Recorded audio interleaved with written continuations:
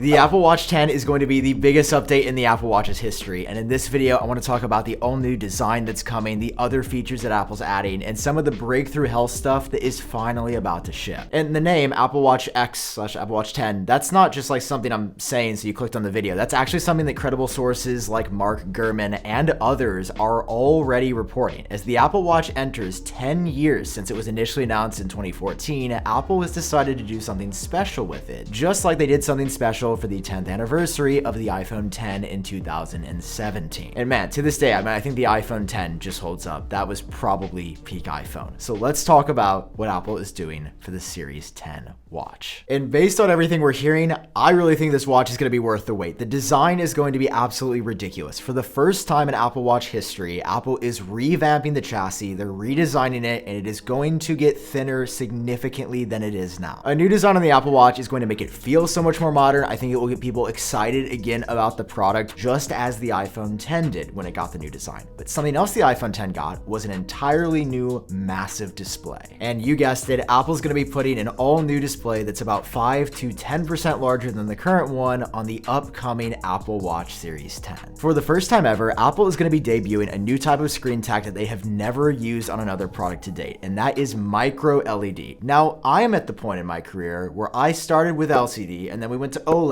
and then we went to mini LED, and then we went back to OLED, and now we're hearing about micro LED. So let me just explain what that is. From my understanding, a micro LED display has all the benefits of OLED. So great contrast, solid black levels, good color accuracy, but it just boosts everything up a bit. It gets a little bit brighter. It's a more efficient display. The actual lifespan of the screen, how long it will last before it dies, is longer. And there's even the chance for less burn-in and better color accuracy and the total number of colors that it can display. Now, you might be like, the Apple Watch, why do we need a super accurate screen on the watch, which is the first thought that I had. As it turns out, this micro LED effort is something Apple has been investing heavily in for years, and it's basically their plan to start it on the watch and then bring it to the iPhone and then to the iPad and to the Mac and to all of their products eventually. So again, kind of weird to start this tech with the next Apple Watch, but it makes sense from a production standpoint that if Apple can nail it down at a small scale on a small screen, they can then work to build it up at a bigger scale on a bigger display, like, hey, on the iPhone next. And Apple Watch bands will continue to be central to the Apple Watch, and that's actually why I partnered up with Bandwork, who sponsored today's video. And I'm hyped to tell you about Bandwork's special Neon Friday collection that is launching exclusively on Friday, November 24th, and it will only be available for 24 hours. And the quality of all these bands is absolutely fantastic, starting off with the packaging that they arrive in. The band arrives in this premium wooden crate that features a soft cotton pouch on the inside that perfectly protects your band. And the quality of these bands, you feel it from the second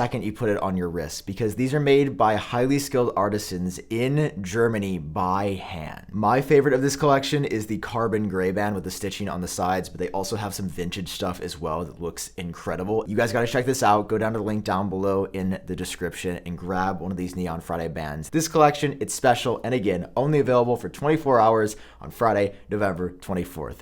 Thanks to Bandwork for sponsoring. Now, let's get back to the video. Now, these current Apple Watch bands that we have, like the ones from Bandwork, right? They're great. But on the Series 10, for the first time, again, in Apple Watch history, just like they're changing a bunch of other stuff, they might be changing the band system as well. We're hearing that Apple has been exploring a new magnetic linking system where it will not use the slide in, slide out method with a button on the back that we currently have. It would sort of just like connect to the watch and stay there, which has made a lot of people question, wait, are all the bands that we currently have not going to work? But I think Apple has thought through this, and just like when they've changed the port on the iPhone from Lightning to USB-C, there will likely be an adapter system of some kind so that you can still use your old bands. This rumor is really fascinating to me, and I especially was shocked to learn why Apple was doing it. It's not just because they want to change it and like charge you more money for new bands. It's actually because engineers inside of the company have noted how over time the current band system has kind of stifled innovation for the watch. They say that the current band system takes up a considerable amount of space on the watch, valuable space in such an already super tiny product that could be used for things like processing power or specifically a bigger battery. And over time, I've always wondered why Apple has not changed the 18-hour battery life on the standard watches ever. Could it be that Apple is just working with such a small body that the band system does not allow them to put a bigger battery on the inside? And hearing this, I really think that Apple is going to go in this direction of just trying to fully and better optimize every single millimeter that's inside of this watch, including a bigger battery. I really do think that is something we will finally see on the Series 10. And all this stuff is cool, right? I love a new design for the watch. I'm excited for the new screen. I think the new band system is very interesting. I think what actually matters, and I do think what really sells a lot of these watches though, are the health features on the inside. And it's been a couple of years since we've seen anything truly instrumental. Like I would say the last time was with the blood oxygen monitoring in 2020. Well, we've been due for some big upgrades. In the 2024 Apple Watch, it is delivering two major new health features. The first of which is blood pressure monitoring. This is once again according to Bloomberg's Mark Gurman, who says that Apple has been working on the system for a very long time at this point, but that it is allegedly finally ready to ship, and this will be a rollout on the Series 10. The catch is that there's not going to be an app for this. You will not be able to launch something like the current blood oxygen app, tap on your display, and get an accurate reading of your O2 levels. The blood pressure monitoring is going to work more in the background, similar to the current temperature sensor. It will take notes of your body over time and give you notifications on this data, but you can't just